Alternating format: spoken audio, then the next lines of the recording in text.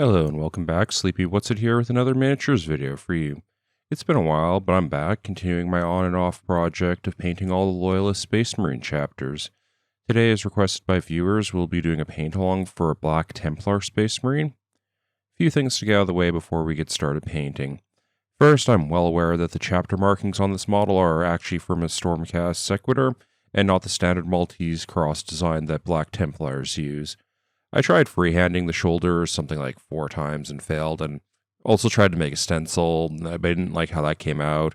Getting the proper decals would have taken far too long to arrive, or required me buying the new $40 upgrade kit for just 2 stickers, so I decided to just go with what I had on hand and make the best of it. If you were hoping to learn how to freehand a Maltese cross, this really isn't the video for you. Second, during the video, you may notice that I'm going to go from painting a fully constructed model to painting the model in sub-assemblies. I honestly thought this model, when I took it off the shelf, was completely glued together, but it actually wasn't, so it kind of popped apart partway through painting, so I decided to continue painting the model in sub-assemblies, since this makes it much easier to reach some of the details. If you have not seen one of my paint-alongs before, I use markers to indicate a point to stop and complete steps I just described. If you're following along yourself, they look a little bit like this.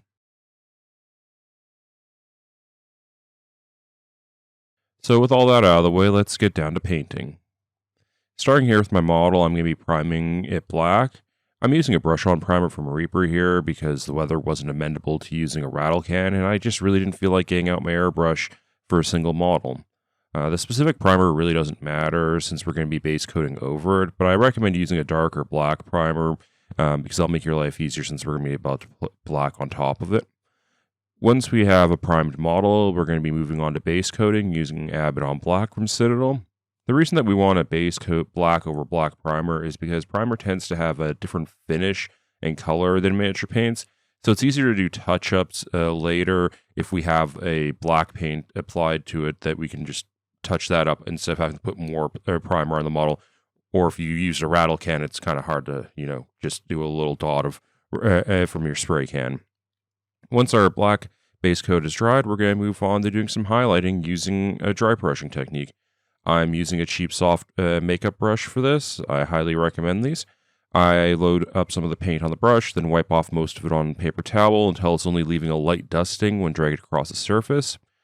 The first color that we're going to be highlighting with here is Dark Reaper from Citadel, which is a dark blue-gray. So our black armor is going to end up with some cool tones from it because the highlights are going to be a little bit cool instead of a neutral. This is going to be applied by lightly stroking up and down the model, just catching the edges so that they pick up some paint. If you cleaned your brush sufficiently, you shouldn't be getting any streaks of paint on the flat surfaces of the model, just a brightening of those sharp edges. This does take a bit of time to get the feel for what the exact right amount of paint for dry brushing is. For our second highlight, we're going to come in with a light blue-gray in the form of Fenrisian Grey. I'm going to be doing this as dry brushing using only downstrokes, so I just catch the top edges. But if you wanted, you could instead go in and do this via an edge highlight or something like that. You can pause the video now if you're painting along, and go paint the black armor on your model.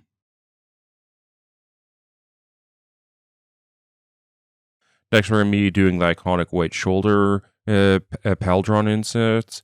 There's multiple ways to build up white over black. The simplest and probably most frustrating way to tackle this would be to just apply about 1 million layers of thinned white paint to get complete coverage. That's going to take forever because white doesn't have great coverage, and you're going to have to thin it a lot to make sure you don't end up with like a clumpy mess on the shoulders. Another better way to approach this would be to apply a series of ever-brightening layers, starting from like a dark gray, like an Mechanicus Standard Gray, working our way up through the various tones until we're working with white to get our shading.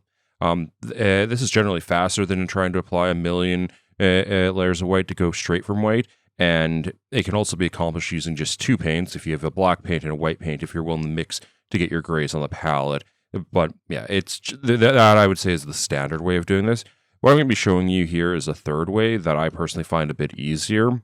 I'm going to start out by, I'm going to be applying thinned white brush-on primer. This one's specifically from Reaper, but any white brush-on primer would work. Since this is a primer, it's going to have much better coverage than a traditional white paint, but it is going to still need to be thinned significantly to avoid showing brushstrokes or getting clumpy because it is still a primer that we're applying. So it's going to be 2 thin layers. Once I've gotten this white primer layer down, we're in a much better position that we can just start applying traditional white paints and doing a white. So I'm going to be doing a simple white scheme here. So first I'm going to be basing out everything using Ulthuan Grey, which is a cool off-white base color to go with our cool armor. And then I'm going to highlight most of the Pauldron white using White Scar to give us a nice, clear, basically a big white area, but that little bit of Ulthuan Grey will still give us a little bit of shading going on. If you're painting along, now's the time to pause the video and go do it for yourself. With the white done, we're going to be moving on to painting the parchment color on the Aquilia, which is the symbol on the chest, and the little tassel coming off the purity seal. This is going to be another light-colored area. We could prime under it using white primer, which is what I actually did. For this section, it's a little bit less essential, just because the base paint that we're going to be using has decent coverage. But if we do put a white primer under it, it should overall make it have a little bit of a brighter look, so hopefully it will stand out a little bit against the black armor.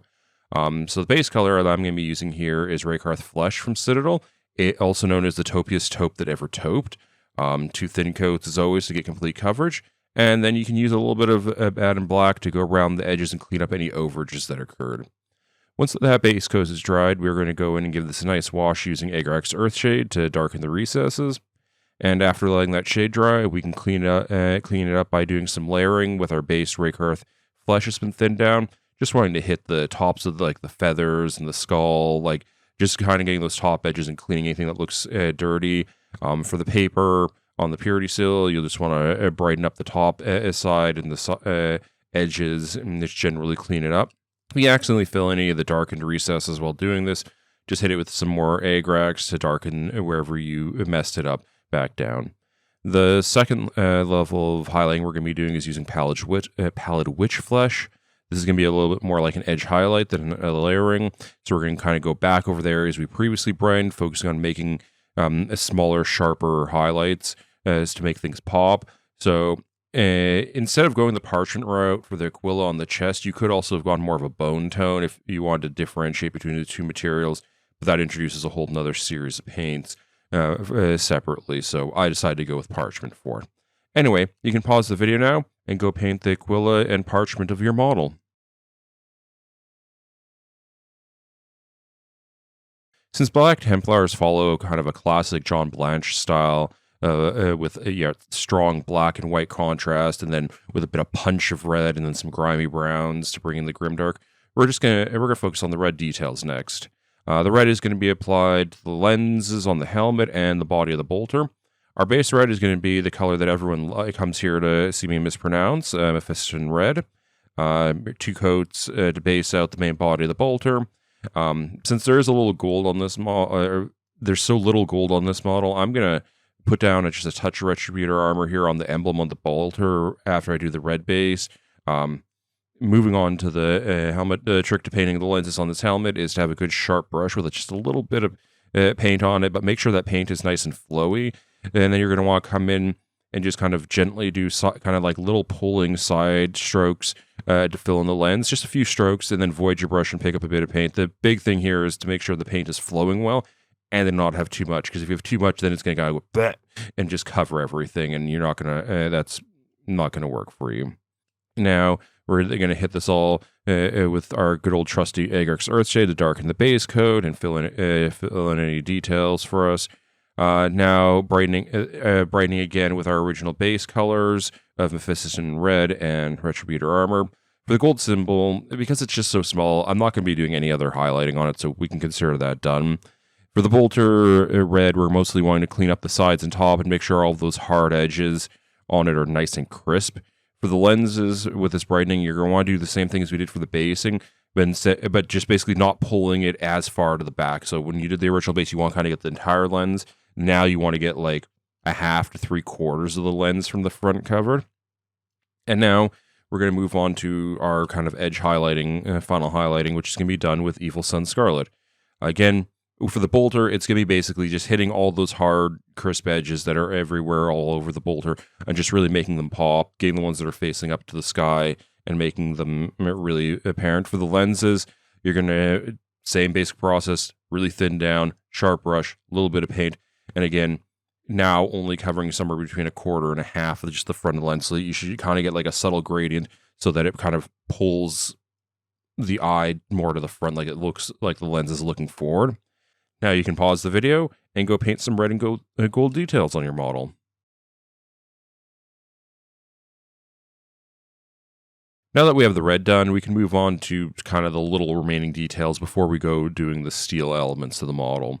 For this model, it's just the belt and various canisters on it that are kind of a brown leather color. So for those, we're going to base them out using Rhinox Hide. You can then hit that with a bit of Agrax to darken the details and integrate the edges with the black a little bit better. Because it's so small and dark, I didn't really bother cleaning this up again with Rhinox Hide, though you could. Instead, I just kind of went into highlighting and just highlighted with Mournfang Brown. The other detail that we need to address at this point is the wax of the Purity Seal. I personally did Screamer Pink, Agrax, Screamer Pink to highlight for painting this. If you wanted to reduce the number of colors that you're using, you could just do the seal using Mephiston Red instead of Screamer Pink. It's really your call. You can pause now and finish off all these details before we move on to doing the steel metallic bits.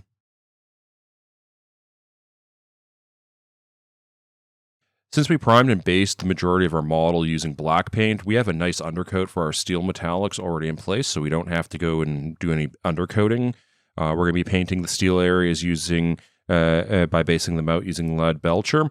This is going to go on like the rear and grip of the bolter, as well as the sight and tips and on it. On the helmet, you're going to want to get those pipes that are coming on the front of the mask. If your helmet's already glued in like mine is, don't worry about trying to like paint the entire pipe because you can't see most of it. Just kind of look and see what areas people can actually see and just hit that area so you're not accidentally getting paint on your black armor.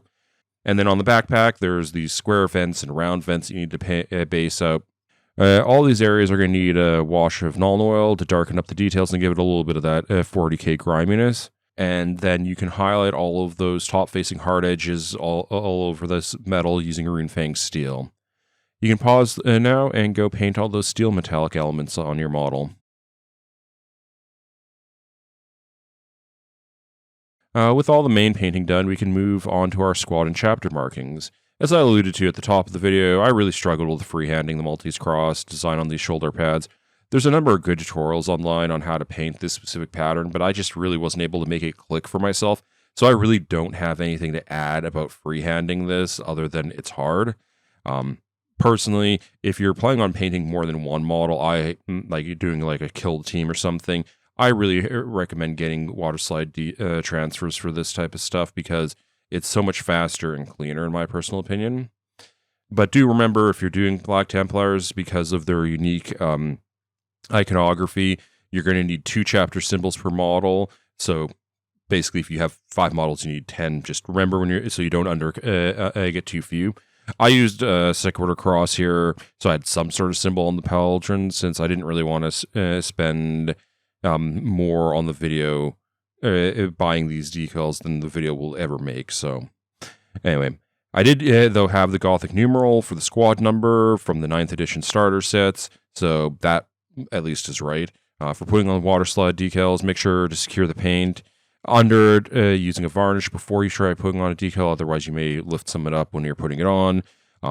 Something like a decal softener can help when applying because there's a lot of curved surfaces so that you can get all the folds out. And then make sure to seal the decal afterwards because it will be very fragile. You can pause now and either watch a better video on freehanding for your shoulder symbols or go apply some transfers to your model.